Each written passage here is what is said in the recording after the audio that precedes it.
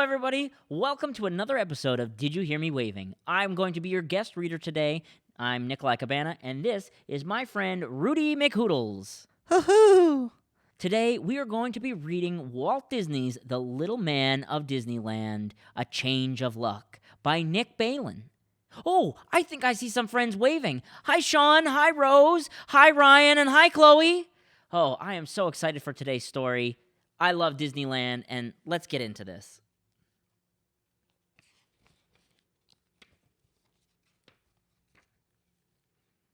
At the roots of the secret tree in the Magic Kingdom of Disneyland dwelled a mysterious leprechaun, Patrick Begorra, the little man of Disneyland. For many, many years, Patrick lived alone in his home, away from the bustling crowds at the happiest place on earth.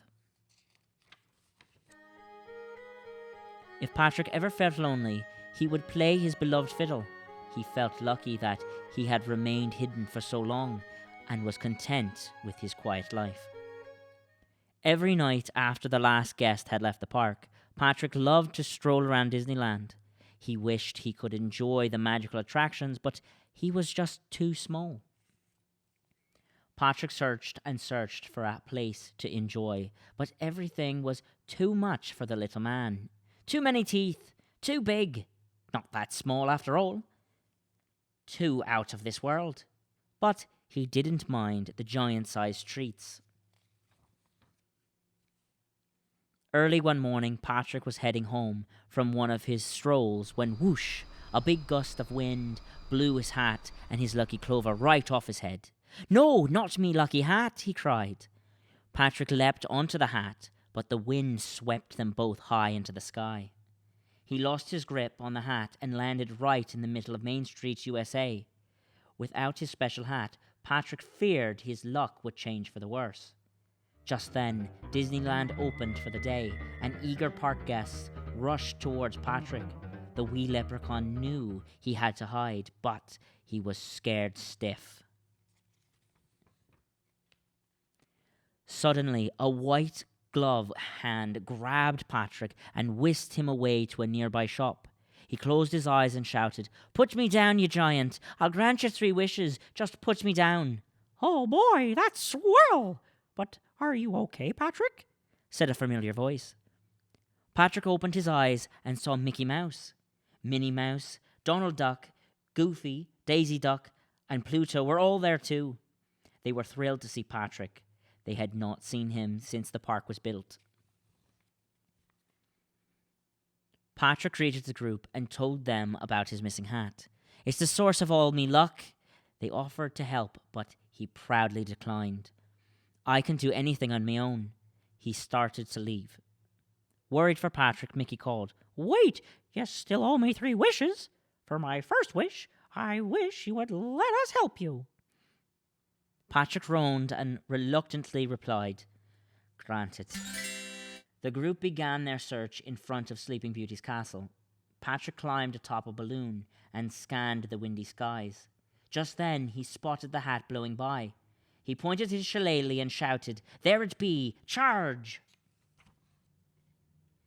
The team spent the whole day chasing the hat all over Disneyland.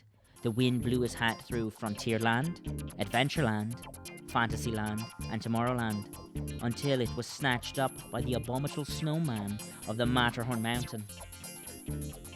The friends scaled the Matterhorn to retrieve the hat, but it blew away before they could reach it.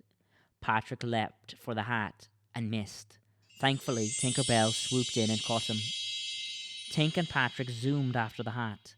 Patrick almost reached it, and then whoosh, the wind whipped the hat away, down into the crowds of Main Street.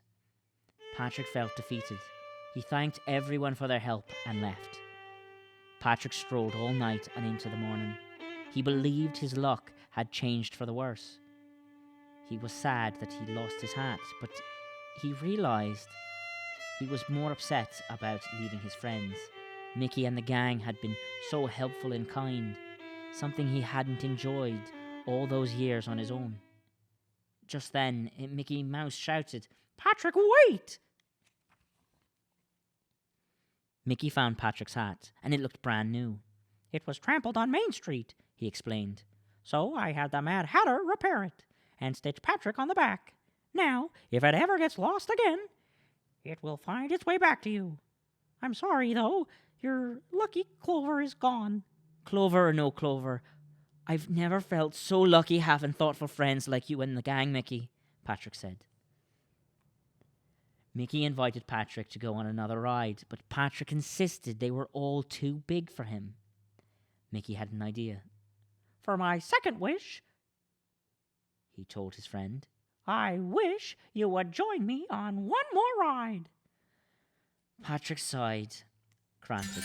Too many teeth. Mickey took Patrick to the Storyboat Land canals. The two cruised through the menacing jaws of Monstro the whale, the same whale Patrick had avoided before. When the friends emerged from the whale, Patrick was amazed at the magical miniature land. It was just his size. Storybook Land has charmed many guests over the years, said Mickey, but few have been lucky and little enough to enjoy the many, many adventures here. Few as lucky and as little as you, Patrick. Mickey continued. We built Disneyland. We hoped it would be a land for all to enjoy, including you, he declared. Now go have some big fun in this wee land.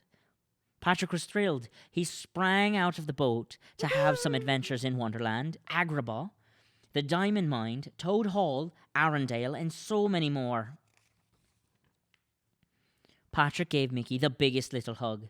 I've never felt so lucky in all my life. This wee land is sure to be me happy place. How can I ever thank you, Mickey? Aw, gee, said Mickey. Well, for my third and final wish, on behalf of the whole gang, I wish for us to stay friends forever. And we hope to see you more often. Patrick smiled and replied, Granted.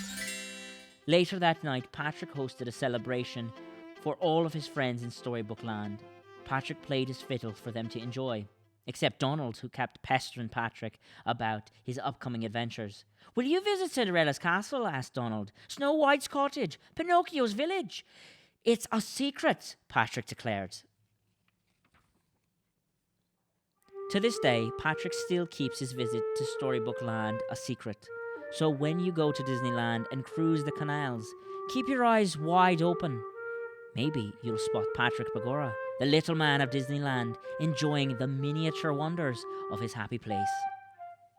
That was such a wonderful story. Hoo-hoo! Hope you guys enjoyed it as much as I did, and I hope you keep an eye out for Patrick like I will to my future visits to Disneyland. We will see you next time for another story on Did You Hear Me Waving? Bye!